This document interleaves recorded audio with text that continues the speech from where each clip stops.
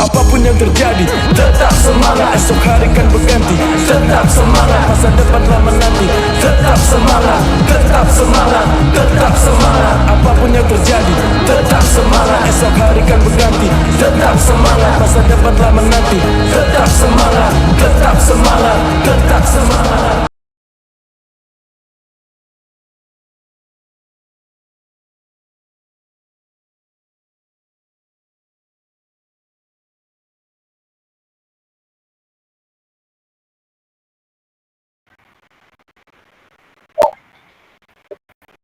Selamat pagi anak-anakku semua ya. Pagi.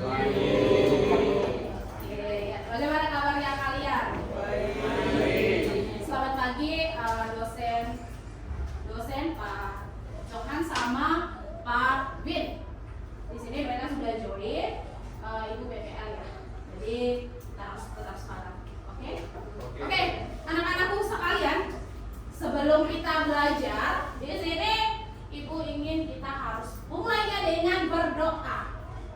Ya, kita berdoa. Siapa yang berani pimpin doa di sini? Ya, Felicia, ayo pimpin doa. Ya, ayo.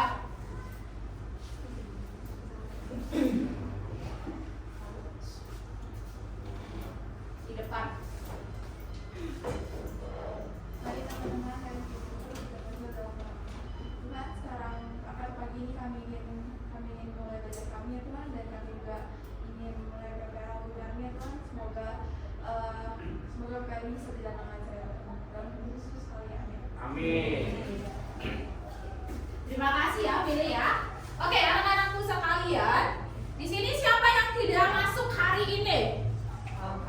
Aben. Kenapa beliaunya? Sakit. Sakit apa? Kecapean, main basket ya. Oke, anak-anakku, pertemuan sebelumnya kita itu belajar tentang sumber daya alam.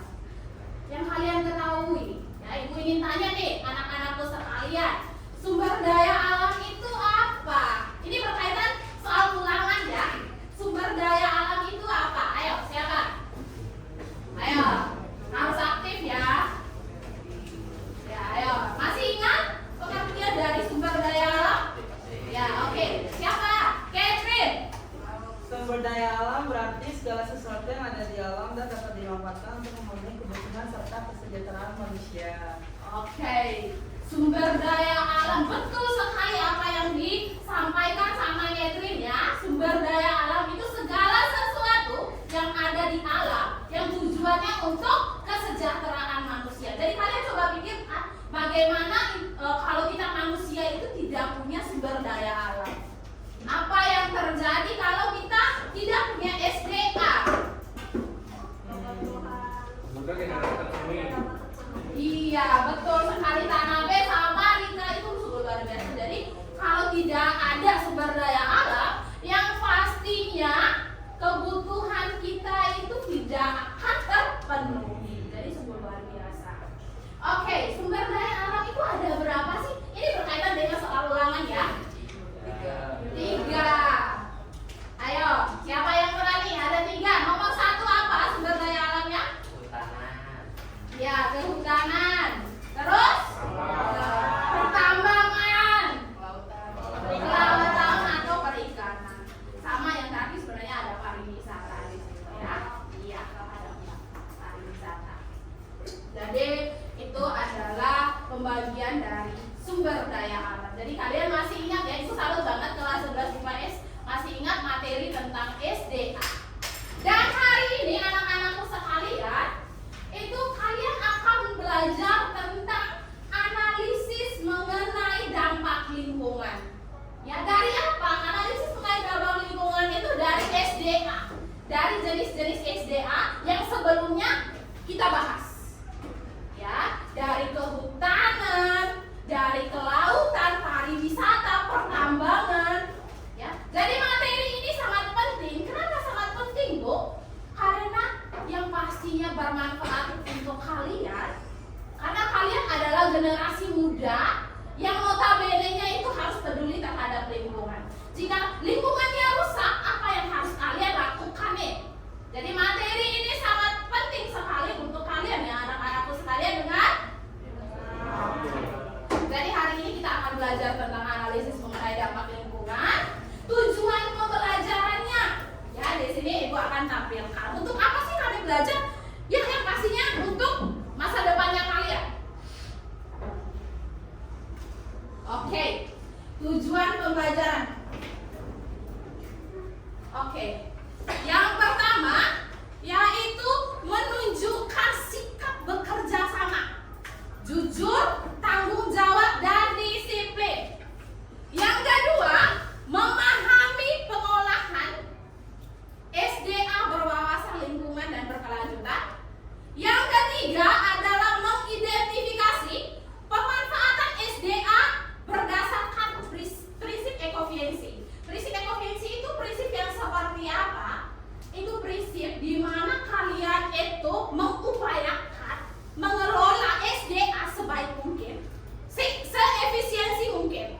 Ya. Jadi yang terakhir itu yang pastinya kalian itu harus mempresentasikan atau menyajikan laporan yang berkaitan dengan analisis dampak lingkungan. Jadi ini saat itu kalian mencari masalah, menemukan masalah, dan mencari solusinya.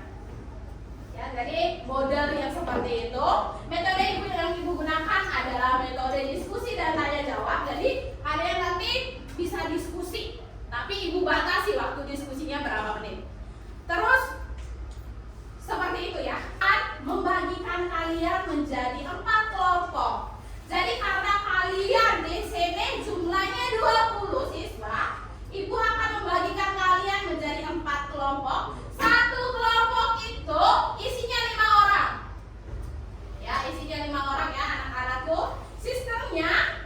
Sistemnya itu pakai hitung. Ya, anak-anak pakai hitung. Nomor 1 sampai nomor 4. Kelompok yang dapat nomor urut 1 jadi kelompok 1. Nomor 2 jadi kelompok 2. Jadi seterusnya.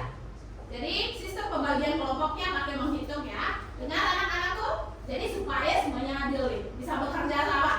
Ya? Dengar? Oke. Dari depan. Oke. Cai, hitung Cai. Oke, Afian? Oke. 1. Oke, Abi? 4. Oke. Oke, luar biasa. Jadi sekarang ya, kalian duduk menurut kelompoknya masing-masing. Yang dapat menurut nomor 1 di depan sini. Ya. Nomor 2 di belakang. Ilegal di Dusun Rejosari, Kecamatan Tenggarong, Seberang, Kutai Kartanegara, Kalimantan Timur. Lahan seluas 16 hektar lebih milik keluarga Ahmad Ahmad Nurul itu diserahkan oleh keluarga. Korban menjelaskan masih dalam penyelidikan. 7 orang terlapor maupun saksi sudah diminta keterangan. Polisi mengklaim masih terkendala masalah batas tanah yang harus dikeluarkan oleh Kanwil BPN ATA Kalimantan Timur untuk memastikan luasan tanah milik pelapor yang diserahkan. Abdi Beria, Jasmine Jafar, Kompas TV Samarinda, Kalimantan Timur. Oke. Sudah kan? Sudah perhatikan? Ya. Oke, apa yang kalian temui? Ya, apa yang kalian temui di sini? Apa? Satu-satu. Apa yang kalian temui? Lahan diambil. Ya? Lahan Satu-satu. Nanti sebutkan namanya. Apa yang kalian temui? Setelah menonton video tentang permasalahan tambang yang ada di Kalimantan Timur. Ayo. Ayo, anak-anakku. Ya. Oke, Tanabe. Ayo, yang kamu temukan dari video itu apa? Pengambilan hak lahan bukan miliknya tapi diambil. Oke. Pengambilan lahan ya, yang bukan hak miliknya. Terus apa lagi? Betul apa yang dikatakan Tanabe. Siapa lagi? Apa yang kalian temui dari video itu? Oke Rika, ayo. Selama bisnis pertambangan dilakukan sama pihak pelaku, mereka meninggalkan wilayah tanpa melakukan reklamasi. Nah, jadi memberikan dampak buruk ke lingkungan pertambangan dari sekitar lahannya. Oke, luar biasa ya. Ya, meninggalkan lahan tanpa reklamasi. Ada yang tahu pengertian reklamasi? Penutupan kembali. Iya, penutupan kembali. Kalian pintar-pintar ya anak kelas 11 IPS ini ya. Ibu senang banget ya. Jadi luar biasa. Terus setelah kalian melihat video yang sudah ditayang, kira-kira solusinya pendapatnya kalian ya seperti apa? Ya, solusinya seperti apa? Ya, Marvin, apa suaranya yang besar? Digugat Bu, dilaporkan ke pihak berwajib. Oke, dilaporkan ke pihak yang berwajib. Oke, jawaban yang bagus. Apalagi selain itu? Setelah kalian melihat lahannya itu udah dirusak, solusinya seperti apa? Oke, Catherine minta tanggung jawab. Luar biasa. Tanggung jawabnya kepada siapa dulu? Pada pelaku yang melakukan. Ya. Iya, kepada pelaku yang melakukan. Oke. Jadi ini jawaban dari kalian. Bagus-bagus semuanya. Jadi sekarang Ibu akan membagikan lembar kerja. Ya, lembar kerja untuk kalian.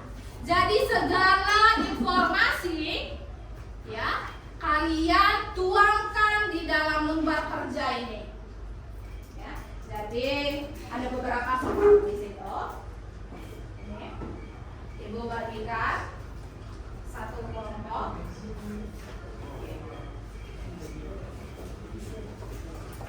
Oke.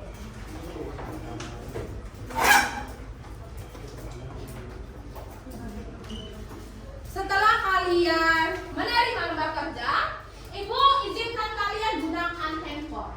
Jadi karena ada beberapa soal, jadi 5 orang dalam satu kelompok semuanya menggunakan ya. Ibu minta tolong ketua kelas ya. Ketua kelas saya tolong bagikan kelompok handphonenya ini.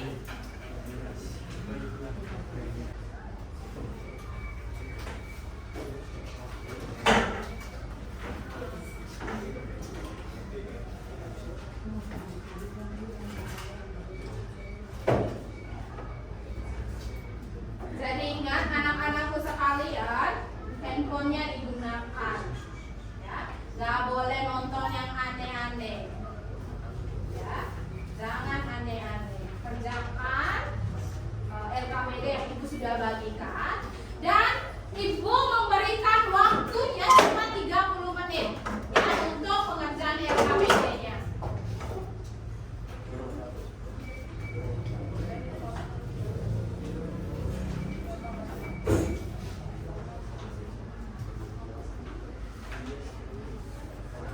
Di situ untuk berpikir ya gunakan, manfaatkan handphonenya kalian sebaik mungkin, ya, supaya kalian proaktif.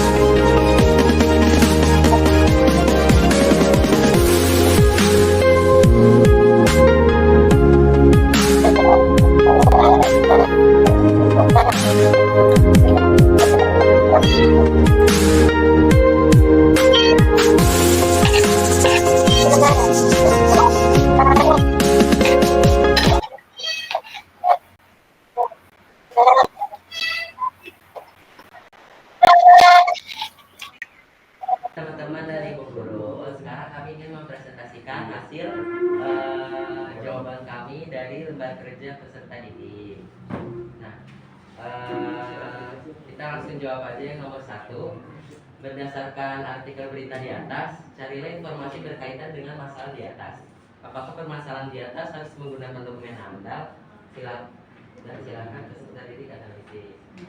Untuk yang nomor ini, Chelsea yang akan menjawab.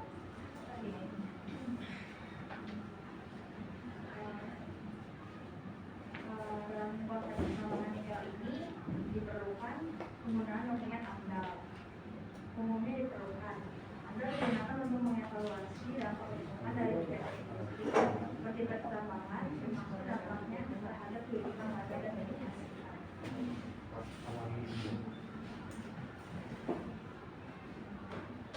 Itu jawaban dari kelompok kami untuk pertanyaan nomor 1.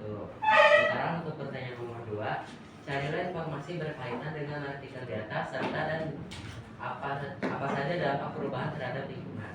Untuk nomor ini, Catherine yang akan menjawab.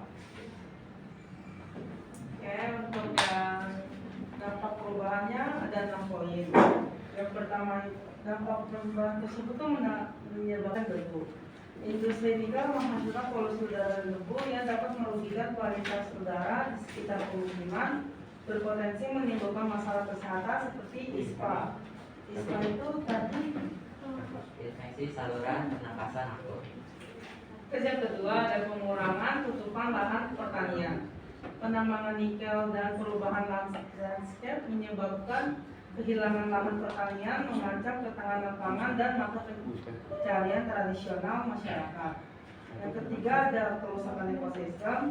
Penambangan hutan bakau dan perubahan landscape dapat menyebabkan kerusakan ekosistem dan bencana ekologis mengancam keberlanjutan lingkungan. Yang keempat ada peningkatan risiko bencana. Penambangan masih di pegunungan dapat meningkatkan risiko bencana ekologis dan dapat merugikan lingkungan sekitarnya. Keruhnya air tanah. Yang kelima, kehadiran industri nikel dapat menyebabkan keruhnya air tanah, berpotensi merugikan sumber daya air dan ekosistem perairan. Yang keenam adalah konflik lingkungan. Konflik muncul antara industri nikel dan masyarakat karena masalah ganti rugi yang dianggap tidak adil, menciptakan ketidaksetujuan terhadap kebijakan pertambangan. Oke, itu adalah jawaban dari kami nomor 2. Jadi jawaban kami pada intinya itu ada 6 poin. Yang pertama itu berdampak kepada polusi udara dan debu. Yang kedua itu pengurangan tutupan lahan pertanian. Yang ketiga itu ada kerusakan ekosistem. Yang keempat ada peningkatan risiko bencana. Yang kelima ada keruhnya air. Dan yang keenam ada konflik lingkungan. Nah, selanjutnya untuk menjawab pertanyaan nomor 3, berdasarkan hasil dari data di atas, bantuan kepada warga setempat. Seperti kita bantu dengan memberikan sumber air yang lebih jernih, memberikan obat-obatan, memberikan masker supaya pernapasan mereka tidak terganggu. Kemudian untuk menjawab soal di lembar terakhir, jelaskan manfaat dan tujuan dari AMDAL. Untuk nomor ini Nicholas yang akan menjelaskan. Jelaskan manfaat dan tujuan dari AMDAL. Manfaat AMDAL: pertama, mencegah agar potensi sumber daya alam yang dikelola agar tidak rusak. Kedua, menghindari efek samping dari pengolahan sumber daya terhadap sumber daya alam lainnya. Ketiga, dapat mengetahui manfaat yang berdaya guna bagi bangsa, negara, atau masyarakat. Yang keempat adalah mencegah terjadinya kerusakan lingkungan akibat pencemaran. Dan tujuan dari AMDAL yaitu untuk menjamin tetap terpeliharanya kemampuan lingkungan hidup untuk menunjang pembangunan berkelanjutan, dan juga untuk pengelolaan lingkungan secara bijaksana harus menggunakan AMDAL. Selanjutnya itu ada analisa cara kerja atau prosedur dari AMDAL.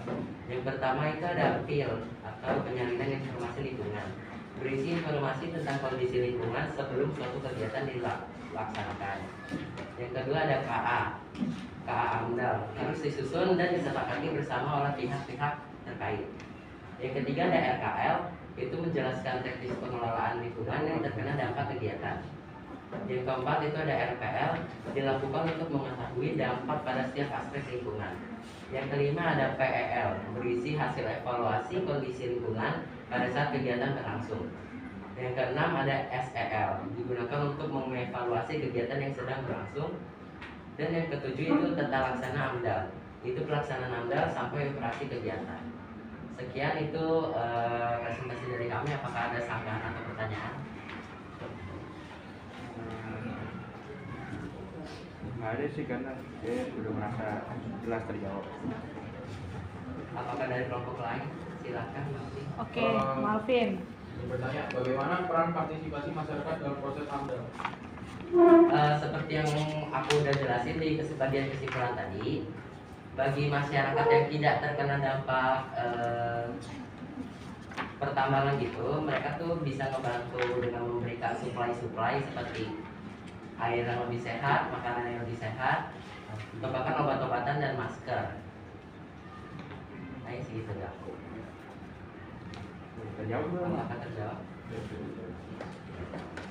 Apakah ada dari kelompok lain? Silakan Rika. Soal prosedurnya kan ada kerangka acuan AMDAL.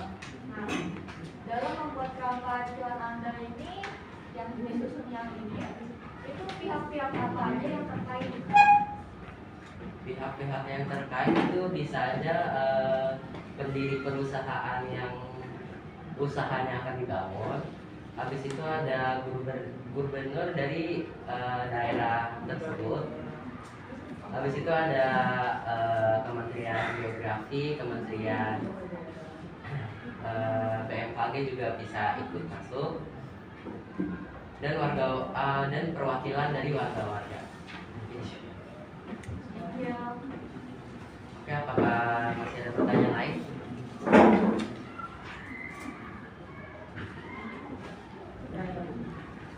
Oke, kalau tidak, sekian presentasi dari kami. Terima kasih sudah mendengarkan. Oke, luar biasa. Nanti belum. Kalian belum memberikan kesempatan kepada teman-teman. Apakah ada yang punya jawabannya yang lain? Iya, menambahkan. Ayo. Oh, dari nomor 1 ya sampai nomor terakhir. Ayo, boleh memberikan kesempatan kepada teman-teman.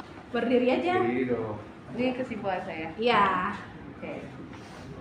Jadi ini setelah kita menganalisis artikel tersebut, kita dapat mengetahui apa saja dampak-dampak dari permasalahan mengenai pertama nikel bagi lingkungan dan perekonomian, entah itu positif atau negatif. Berdasarkan penelitian tersebut, diketahui bahwa keberadaan industri nikel tersebut dapat mempengaruhi aspek sosial, ekonomi, kesehatan, kesehatan masyarakat sekitar lah. Terus kami dapat simpulkan juga beberapa cara meminimalisirnya dari dampak negatifnya. Itu sebagai berikut. Jadi pertama, memberikan pelatihan kepada pekerja pertambangan dan masyarakat setempat. Jadi kan kalau kalian baca artikelnya tuh ada yang kesulitan gitu kan menyesuaikan jadi karyawan pertambangan gitu. Jadi lebih baik diberi pelatihan itu kepada pekerjanya. Terus kedua, memberikan informasi yang jelas dan terbuka kepada masyarakat mengenai dampak pertambangan dan tindakan yang diambil untuk mengatasinya. Terus ketiga, menindak tegas pelanggaran atau praktik pertambangan ilegal. Terus keempat, menetapkan sistem pemantauan lingkungan yang ketat untuk memastikan kepatuhan terhadap regulasi dan mendeteksi perubahan dampak sejak dini. Terus ya langkah-langkah di atas yang mungkin bisa membantu mengurangi dampak negatif dari pertambangan. Sekian dari saya, Bu. Oke, luar biasa. Oke. Ada yang lain? Selain saya, Le? Saya ingin nambahin sesuatu. Ya. Stephanie Katie gitu. Ayo. Atau Samli. Ada yang lain? Kesimpulannya. Kesimpulan pasti ada yang berbeda. Ibu yakin banget. Kesimpulannya, Felicia? Apakah sama apa? Ini ada menurut Arfa, yaitu di mana perusahaan perlu memperhatikan perubahan-perubahan lingkungan tersebut. Perusahaan tidak hanya memantau kualitas lingkungan dalam kawasan industri, tetapi juga harus memantau desa-desa terdampak dan ikut serta membantu warga mengatasi permasalahan tersebut. Oke, tepuk tangan. Oke. Kelompok Stephanie, ada yang berbeda? Bagian kesimpulannya.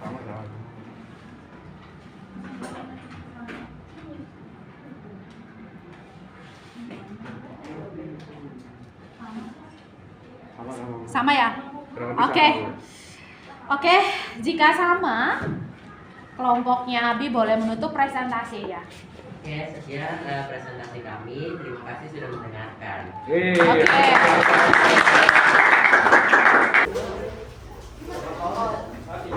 Ada kesalahannya nomor 3. Bulat ya, Bu? Bulat ya? Ya, bulat ya? Bulat ya? Oh, jangan, Bu. Jangan, Bu. Ini jawabnya bulat, Bu. Bu, bulat tuh pokoknya cuma ada diganti. Bicara keja. Kalau yang ganti Berapa soal? awalnya sih bulat, Bu. Bulat tuh namanya. Ya, awalnya bulat, Bu. Ini kan, Bu. Oke, ya. Sebelum menutup, doa. Kita berdoa ya. Apalagi tanggal 18 ya. Jadi Ibu berharap kalian semuanya datang ya. Doa Ibu. Tanggal 18. Ya, tanggal 18 ya. Jam 7.50. Nanti Ibu ingatkan di program. Ibu siapa? Jangan lupa sama Ibu. Bu. Sama Ibu. Cien.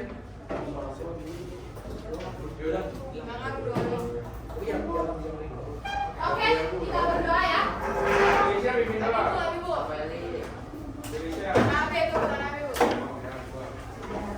Ibu ya, kamu aja ya.